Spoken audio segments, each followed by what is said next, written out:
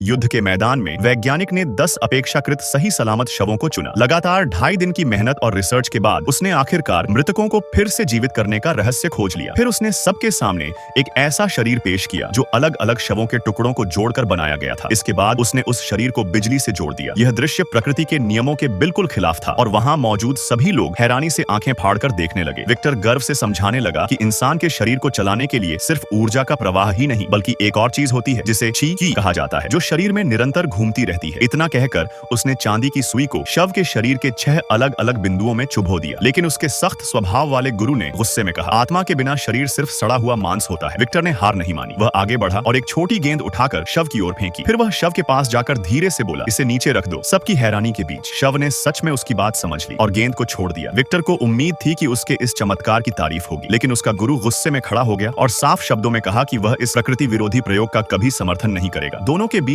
तीखी बहस शुरू हो गई। इसी दौरान गेंद लुढ़कते हुए दर्शकों की ओर चली गई और वहां मौजूद हथियार व्यापारी हारलैंड ने उसे उठा लिया। उसने अपनी आंखों से देखा कि जैसे ही विक्टर ने शव में लगी एक सुई निकाली, शव फिर से तड़प कर मर गया। जीवन और मृत्यु के इस खेल ने हारलैंड को इस युवा वैज्ञानिक में दिलचस्पी लेने पर मजबूर कर दिया। कुछ समय बाद वह खुद विक्टर से मिलने गया और उसे उसके छोटे भाई विलियम का पत्र दिया। पत्र से पता चला कि विलियम की सगाई हारलैंड की भतीजी एलिजाबेथ से हो चुकी है, यानी दोनों परिवार अब रिश्तेदार बनने वाले थे। हारलैंड ने साफ कहा कि उसे विक्टर के प्रोजेक्ट में बहुत रुचि है। उसने विक्टर को 3 दिन बाद होने वाली एक पार्टी में आने का निमंत्रण दिया, जहां वह उसे एक ऐसा तोहफा देने वाला था जो उसकी जिंदगी बदल सकता था। यह बात सुनकर विक्टर का ध्यान तुरंत आकर्षित हो गया। पार्टी वाले दिन वह अपनी रिसर्च नोट्स लेकर समय से पहले पहुंच गया। असल में उसकी रिसर्च अभी पूरी तरह सफल नहीं हुई थी। छोटी बैटरियों की वजह से शव ज्यादा देर तक सक्रिय नहीं रह पाता था, इसलिए उस दिन अगर वह सुई नहीं भी निकालता तो भी कुछ समय बाद बिजली खत्म होने से शव दोबारा मर जाता। विक्टर को एहसास हुआ कि शायद समस्या सिर्फ बिजली की नहीं है, बल्कि उसे अभी मानव शरीर को और गहराई से समझना होगा। तभी हारलैंड ने इवेलिन एनाटॉमी डायग्राम का जिक्र किया। यह यूरोप का सबसे शुरुआती और बेहद सटीक मानव शरीर का नक्शा था, जिसमें नसों और धमनियों का पूरा विवरण था। मेडिकल छात्रों के लिए यह किसी खजाने से कम नहीं था और हैरानी की बात, उसका सबसे खास चित्र हारलैंड के पास ही था। लकड़ी के बोर्ड पर बनी वह बारीक संरचना, खासकर दिल का हिस्सा, इतना अद्भुत था कि मानो जीवन की पूरी ताकत वहीं से निकल रही हो। हारलैंड ने विक्टर को उसकी रिसर्च के लिए पूरी आर्थिक मदद देने की पेशकश की। बदले में उसने सिर्फ एक शर्त रखी कि सही समय आने पर विक्टर को उसकी एक बात माननी होगी। विक्टर थोड़ी देर के लिए हिचकिचाया, क्योंकि वह हमेशा अकेले काम करने का आदी था, लेकिन अपनी सालों की मेहनत और सपने को पूरा करने के लिए आखिरकार उसने हारलैंड की मदद स्वीकार कर ली। दोनों ने मिलकर युद्ध में छोड़े गए एक पुराने घड़ी टावर को अपनी नई प्रयोगशाला के रूप में चुना। उस दिन सूरज की रोशनी में विक्टर ने पहली बार उस विशाल टावर को देखा, जो उसकी महत्वाकांक्षा की तरह ही भव्य और ऊंचा था।